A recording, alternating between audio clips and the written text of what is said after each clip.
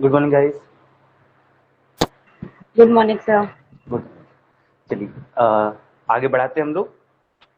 हमारा topic last कहाँ तक हो गया था बताइएगा। लास्ट टॉपिक कहाँ से पढ़ा दिया गया था?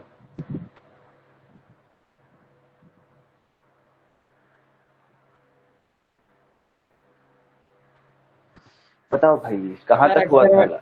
हाँ sir, experimental verification of Einstein photo electric effect का वी नॉट निकाल चुके थे आप। चलिए ठीक है, तो वहीं तक बस देना था। वी नॉट ही आपका स्टॉपिंग पोटेंशियल होता है। हाँ स्टॉपिंग पोटेंशियल तक का पूरा टर्म हमने लिखवा दिया, तो कंप्लीट हो गया। ठीक है, चलिए आगे बढ़ाते हैं। नेक्स्ट टॉपिक है इसका। नेक्स्ट टॉपिक, नया टॉपिक स्टार्ट करने जा रहे हैं।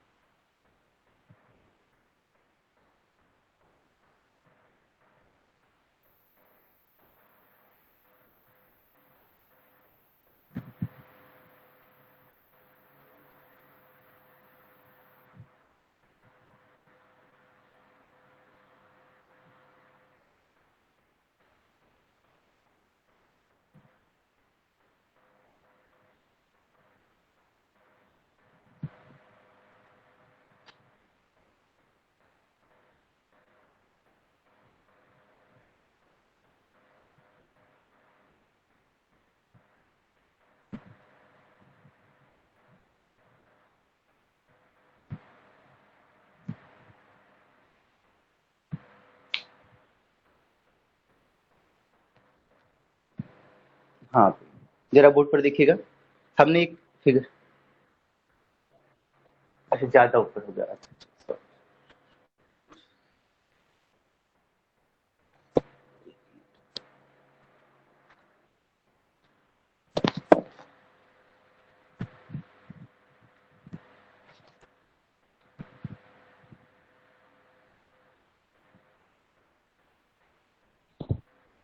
थोड़ा सा राइट लिखिए तब दिखेगा।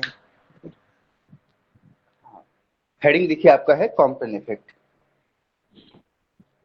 देखिए क्या होता है भैया कॉम्पटन इफेक्ट। कॉम्पटन इफेक्ट शायद आपने पहले भी देखा होगा। नहीं देखा होगा तो कोई बात नहीं, हम बता दे रहे हैं।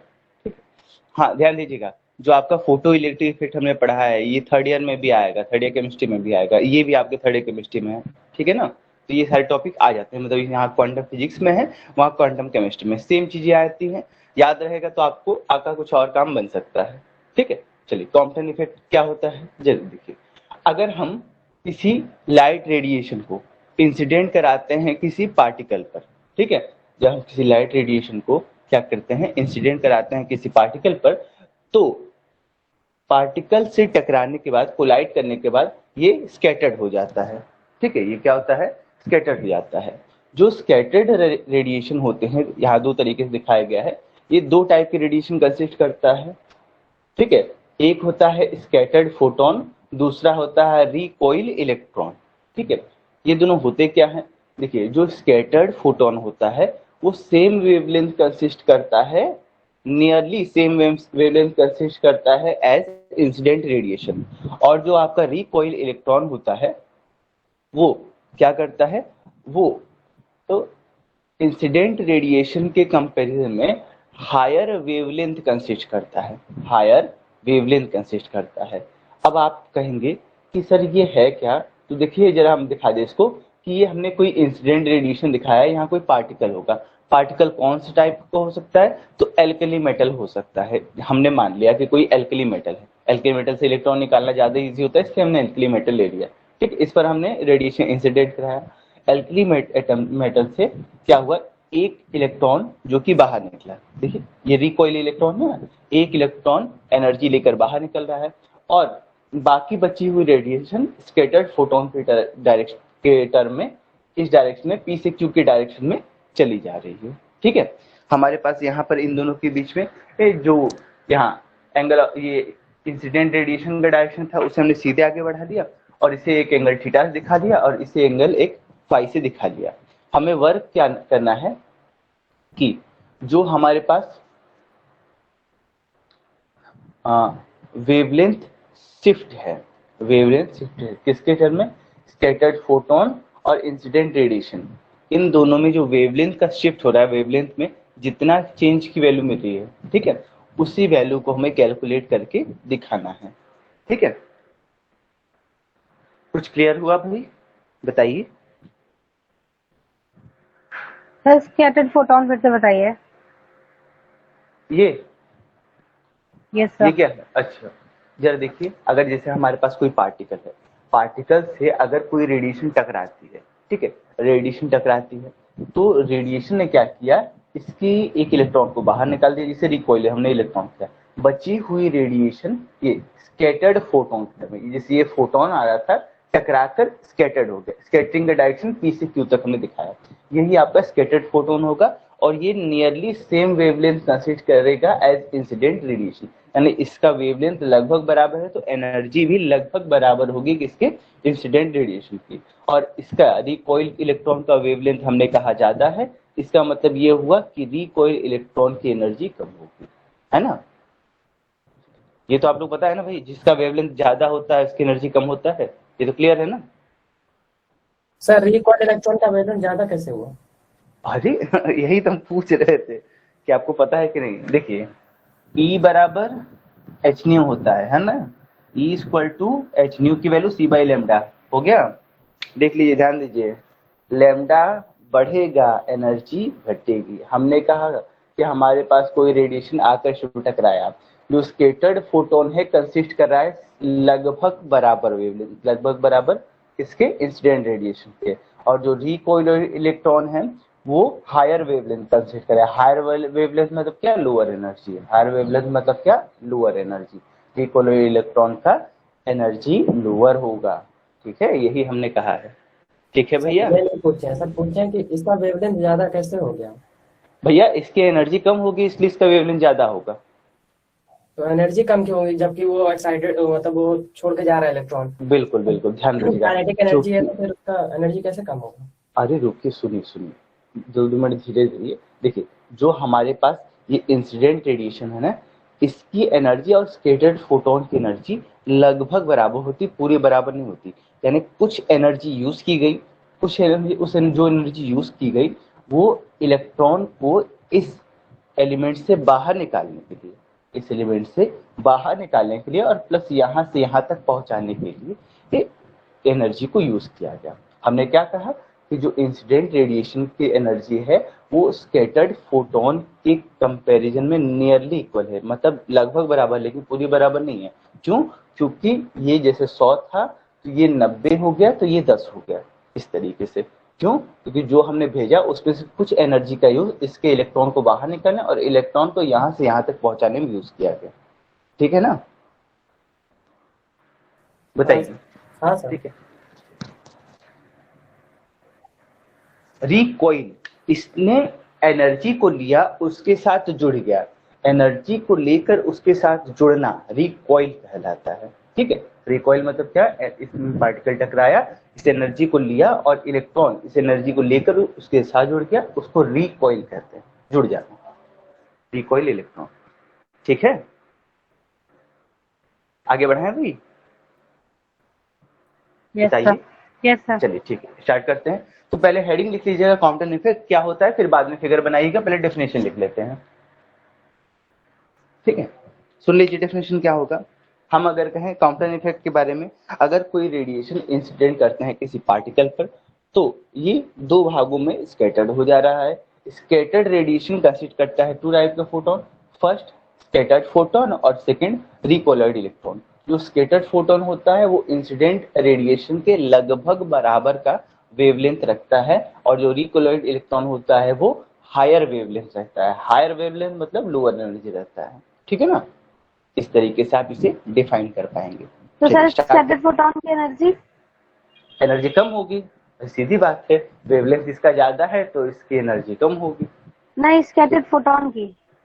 हाँ, स्कैटर्ड फोटोन की एनर्जी इसकी एनर्जी के लगभग बराबर। देखिए, इसको हमने एच न्यूज दिखाया, इसको एच न्यू डैश दिखाया, इसके कंपैरिजन में थोड़ी कम होगी, इसके कंपैरिजन में ये थोड़ा कम है।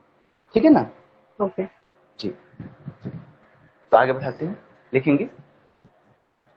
देखिए, when a radiation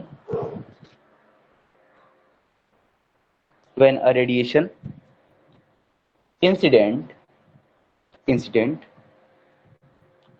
on a particle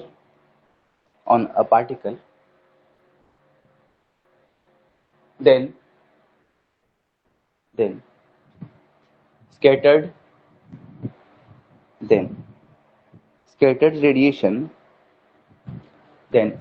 radiation consists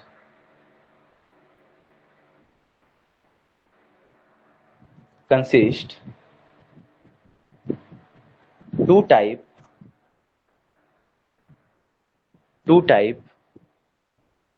of radiation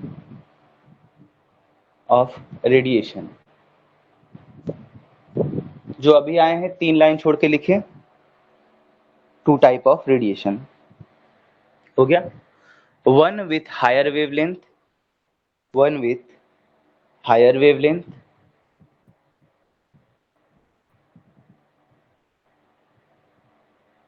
and another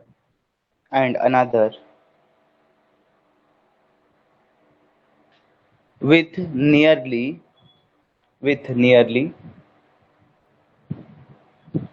same wavelength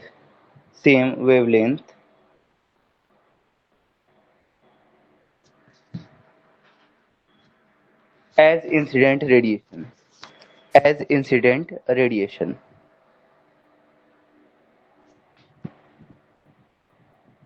This effect is known as Compton effect. Compton scientist थे जिन्होंने इनकी खोज की थी, इसलिए उनके नाम पर ही इसका नाम दिया गया कॉम्पटन इफेक्ट।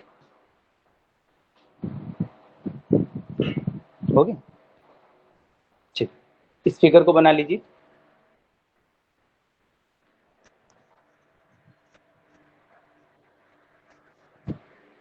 हाँ, एल्कली मेटल के साथ आसानी से हो सकता है। एल्कली मेटल जी,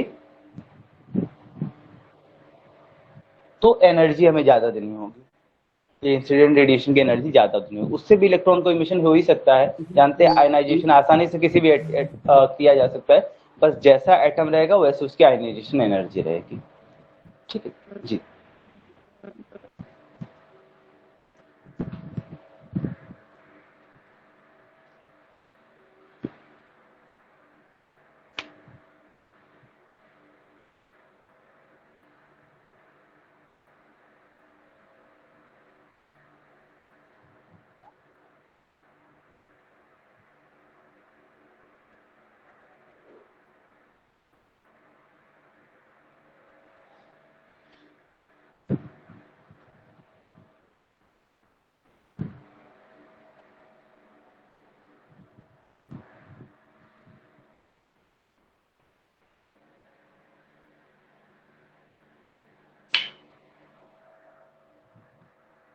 कॉम्पटन इफेक्ट बनाया गया था फोटो इलेक्ट्रिक इफेक्ट के बाद, जैसे कि मतलब फोटो इलेक्ट्रिक फिनोमेना देखा गया, फिर कॉम्पटन इफेक्ट का फिनोमेना यूज किया गया। जनरली इसका यूज भी इलेक्ट्रॉनों के इमिशन के लिए, किसी जो हमारे पास जैसे कोई भी एटम है, मेटल एटम, ठीक है, उसमें देखने के लिए कि इसमें कितना वेवलेंथ प्रोड्यूस होता है। ठीक है, खासकर ये इलेक्ट्रॉनों के लिए वेवलेंथ शिफ्ट को मेजर करने के लिए बनाया गया। ठीक है, इलेक्ट्रॉनों के लिए जो वेवलेंथ शिफ्ट होता है उसकी वैल्यू बताने के लिए यूज किया गया।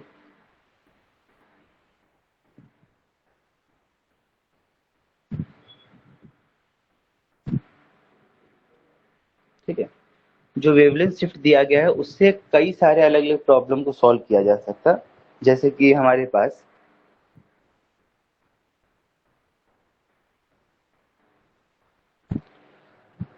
अगर कोई रेडिएशन है, मान लेते हैं ये एक्सरे होता है, मान लेते हैं ये गामा रेडिएशन सबसे हाई रेडिएशन होता है। ठीक है, सबसे हाई एनर्जी का रेडिएशन गामा रेडिएशन होता है, या एक्सरे को ही ले लें, कोई भी एक रेडिएशन ले लें, हम इस पर इंसिडेंट कराते हैं। तो जानते हैं भैया एक्सरे प्रॉपर्टी हम जानते हैं, एक्सरे आसानी से किसी मेटल के इलेक्ट्रॉन को बाहर निकाल सकता है। तो अगर ले लें तो एक्सरे से इंसिडेंट जो भी हमने रेडिएशन कराए हो उसके कंपैरिजन में स्कैटर्ड फोटोन की वेवलेंथ हम कैलकुलेट कर सकते हैं, है ना। स्कैटर्ड फोटोन भी जो मिलेगा है उसकी भी वेवलेंथ कैलकुलेट कर सकते हैं, काफी सारी चीजें कैलकुलेशन किए जा सकते हैं इससे।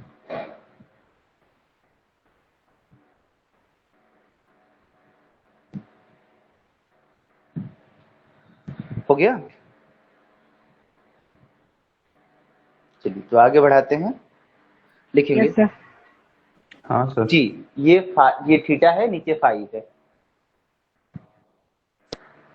नहीं, ये यहाँ पर हमने जो फिगर में लिखा है ये एकदम सेम रहेगा, कहीं चेंज नहीं आएगा, ठीक है, क्योंकि हमें इसके और इसके टर्म में ही बनाना है काम, ठीक है। ये जैसे पीक्यू के डायरेक्शन में हम दिखाएंगे स्कैटर्ड फोटोन, उसके लिए हम अगर एनर्जी या मोमेंटम लेंगे तो हम थीटा एंगल पर ही लेंगे, ठीक है ना। और इसके लिए लेंगे रिकोलेड इलेक्ट्रॉन को तो फाई एंगल पर ही लेंगे, ठीक है। थीटा और फाई, नहीं नहीं बिल्कुल नहीं, बिल्कुल नहीं। इसीलिए तो, हाँ जी, इसीलिए थीटा और फाई रखा, अगर मान बराबर रहता तो वैल्यू दे देते डायरेक्टली, है ना। जी, आगे बढ़ाते हैं।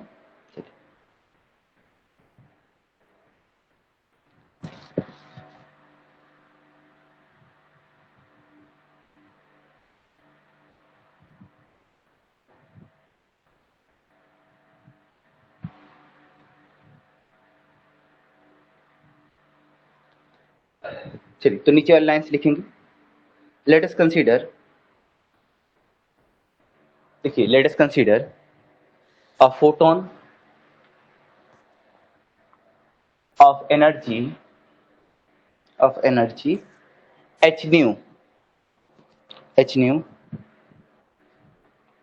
incident over rest particle as shown in figure,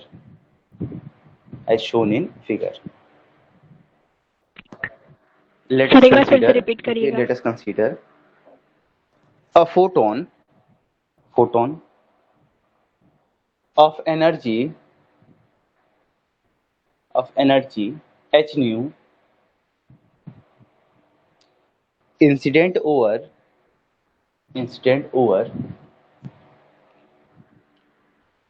a rest particle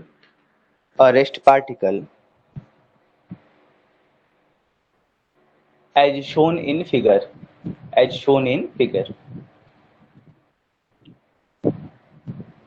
okay. तब हमारे पास क्या हो जाएगा, जरा देखिए, हमें क्या करना है, हमें सबसे पहले एनर्जी, ठीक है, एनर्जी और मोमेंटम बिफोर कोलाइजन चेक करना है और एनर्जी और मोमेंटम आफ्टर कोलाइजन चेक करना है, ठीक है। जैसे भाई हमारे पास इंसिडेंट रेडिएशन था, जब टकराने से पहले हमारे पास जो रेडिएशन था उसका एनर्जी और मोमेंटम क्या होगा, और पार्टिकल से टकराने के बाद जो स्कैटर्ड फोटोन है उसकी एनर्जी और मोमेंटम क्या होगा, और जो रिकॉइल इलेक्ट्रॉन है उसकी एनर्जी और मोमेंटम क्या होगा, ये हमें सबसे पहले बताना है। फिर हमें क्या करना है, conservation of energy and conservation of momentum लगाना है, लगाकर इस प्रॉब्लम को सॉल्व करेंगे और वेवलेंथ शिफ्ट की वैल्यू निकालेंगे। देखिए कैसे करते हैं, जरा ध्यान दीजिए।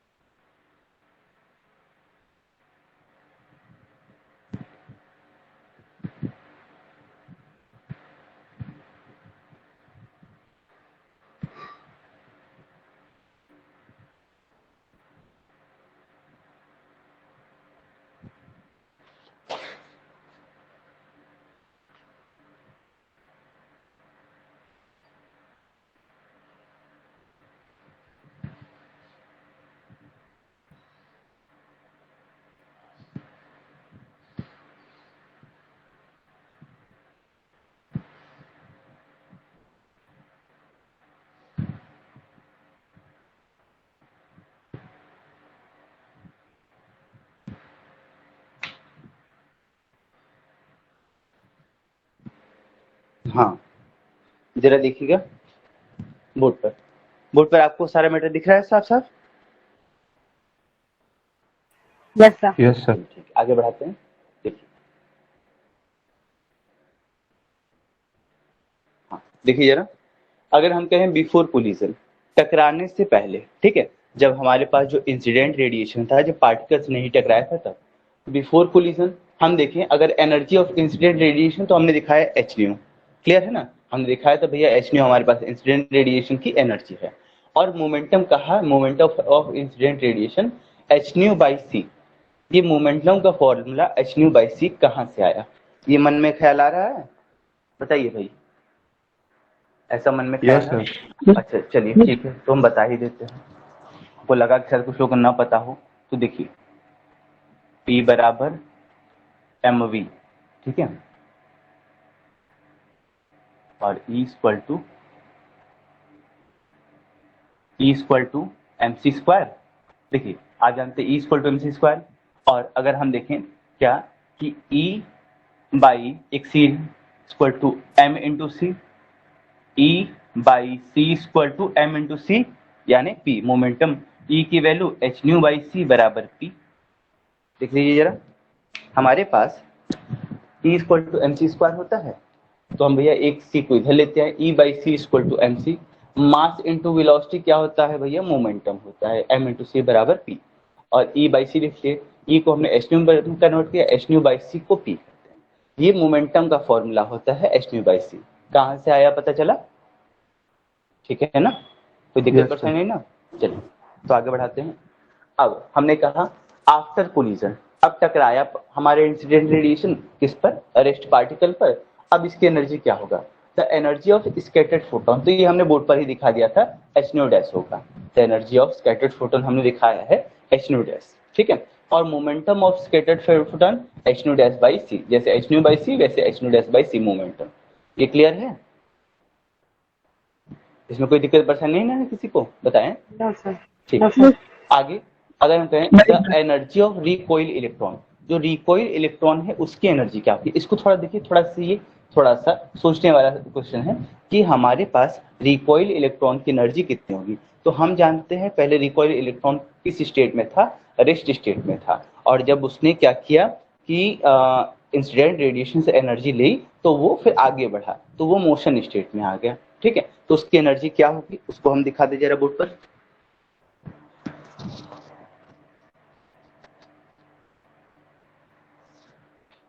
देखिए, अगर हम लिखते हैं एनर्जी बराबर M C square minus M naught C square, ये है आपके रिकॉइल इलेक्ट्रॉन की एनर्जी। आप कहेंगे ये रिकॉइल इलेक्ट्रॉन की एनर्जी कैसे हो सकती है? तो देखिए, मान लेते हैं कि हमारे पास जो टोटल एनर्जी थी जो इंसिडेंट रेडिएशन की वो एम सी स्क्वायर था, है ना, टोटल एनर्जी एम सी स्क्वायर था। हमारा जो पार्टिकल था यानी जो इलेक्ट्रॉन था वो उस समय एटम में प्रेजेंट था, और वो अगर वहां पर रेस्ट स्टेट में था, जब एटम को छोड़कर बाहर निकलेगा तो उसकी वेलोसिटी अलग होगी। तो मोशन स्टेट में जो एनर्जी होती है वो एम सी स्क्वायर से दी जाती है, और रेस्ट स्टेट में जो एनर्जी दी जाती है वो एम नॉट सी स्क्वायर से दी जाती है। आपको रिलेटिविस्टिक मास फॉर्मूला पता होगा, ये हम मान के चल रहे हैं, नहीं पता है तो हम बता दे रहे हैं। m बराबर M naught upon under root में 1 minus V square by C square होता है, ये रिलेटिविस्टिक मास फॉर्मूला होता है। ये आपका मूविंग मास होता है, एम नॉट आपका रेस्ट मास होता है। ये आपने फॉर्मूला देखा है ना?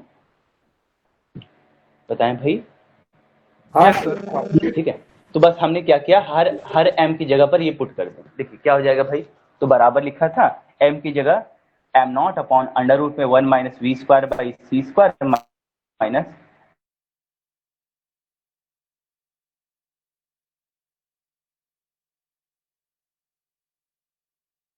M naught C square minus 1, ये नहीं आएगा? देख लीजिए, बराबर M naught C square common लिया, 1 अपॉन अंडर रूट में 1 minus V square by C square minus 1। देखिए इतना ना आया है, देख लीजिए। Yes sir.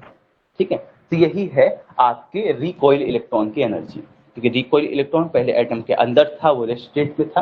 ठीक है, तो हमने मोशन स्टेट वाले एनर्जी में से रेस्ट वाले को घटा ली, तो बची हुई एनर्जी को लेकर अब इलेक्ट्रॉन अब आगे बढ़ा है। ठीक है, ये हो गया रिकॉइल इलेक्ट्रॉन की energy.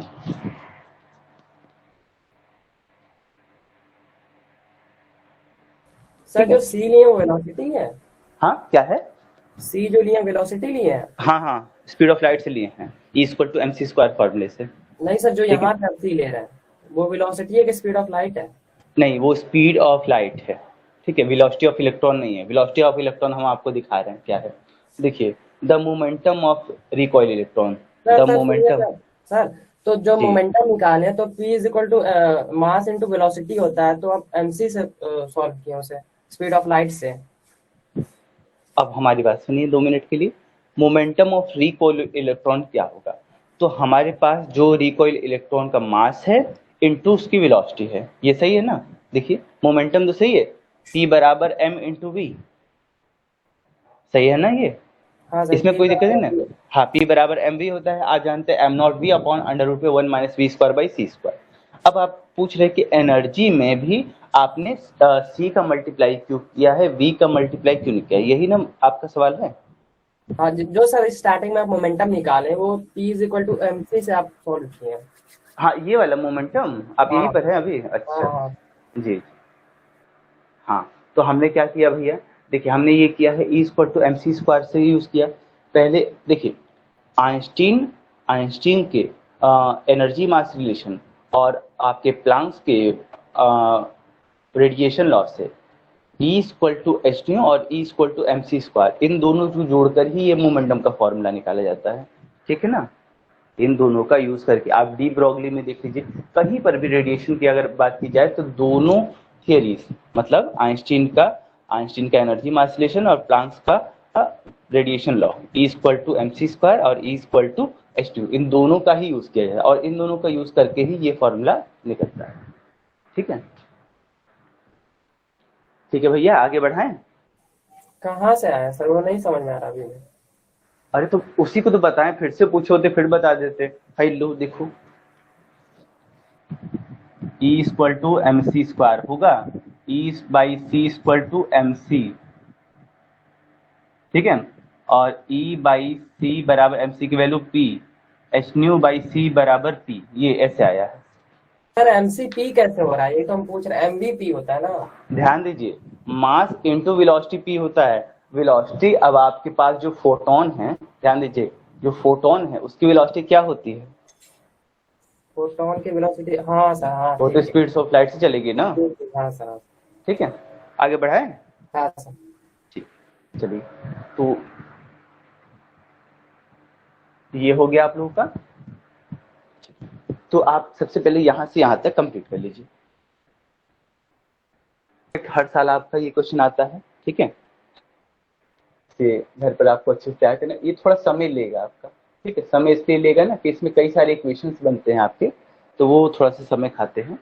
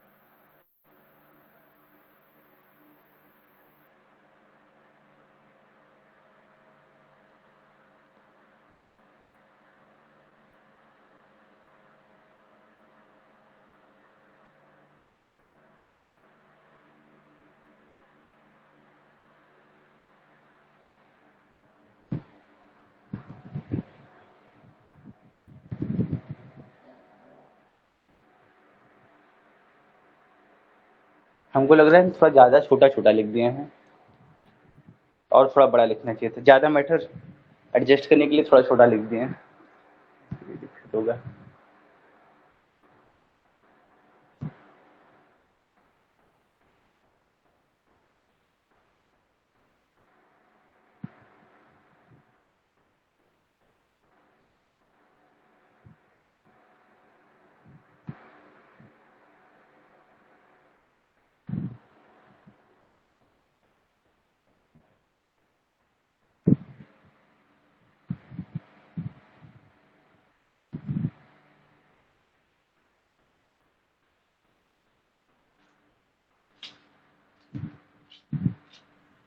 Sir momentum of recoil electron क्या है? M naught MV V upon MV M naught V upon under root में 1 minus V square by C square.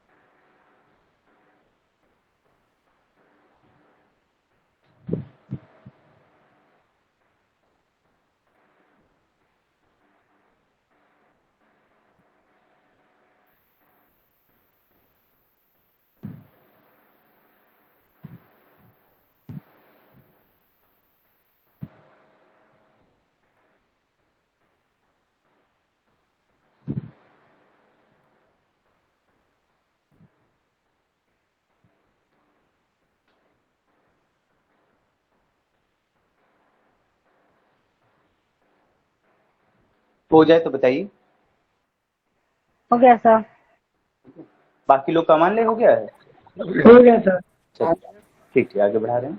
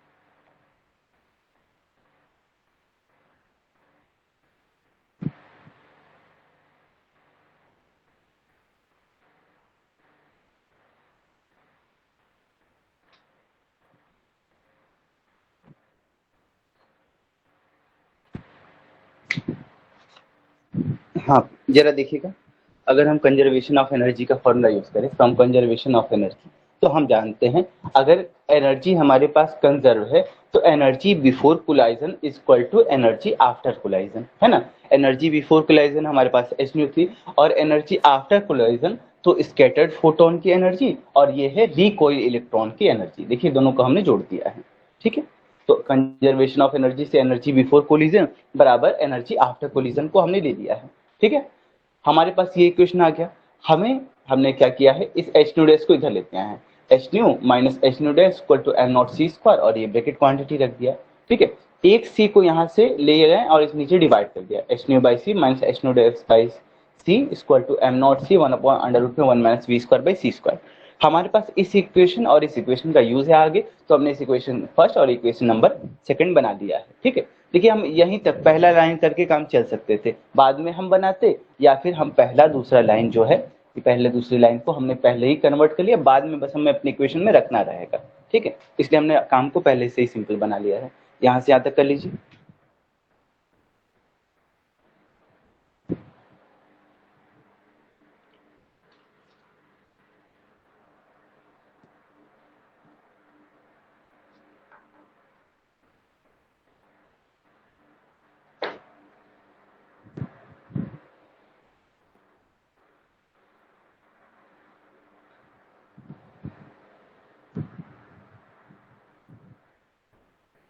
हो जाए तो बताइएगा।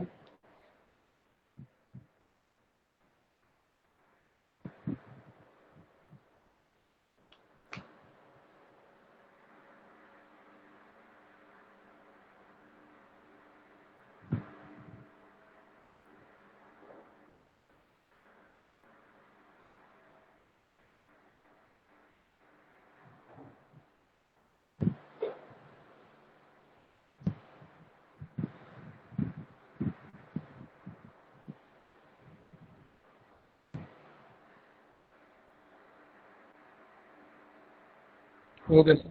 हो गया? हो गया सर। ठीक, इसे यहीं रोक दीजिए। ठीक है, आज के लिए इतना ही। कल हम लोग कंजर्वेशन ऑफ मोमेंटम पढ़ेंगे।